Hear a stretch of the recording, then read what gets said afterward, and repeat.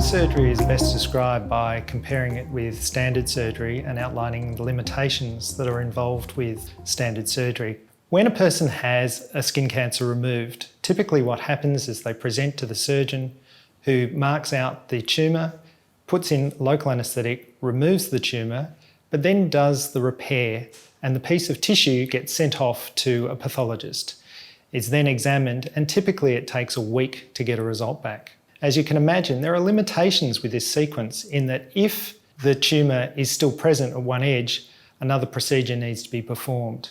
The other possibility is that more good tissue is removed than is necessary, resulting in a larger defect.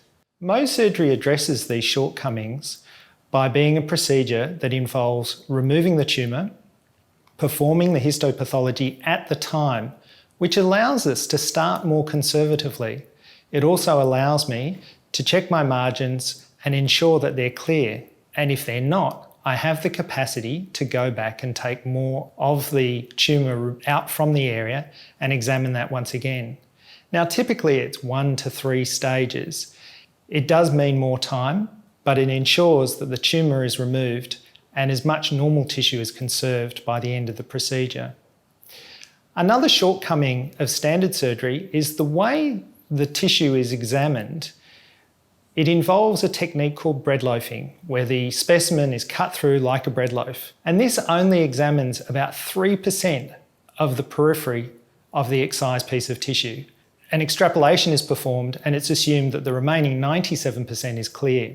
With Mohs surgery, by comparison, they're what we call tangential sections. So they're sections that go along the edge. So the analogy I use, if you imagine a boat, rather than cutting through the hull of the boat, it's a thin layer along the hull of the boat.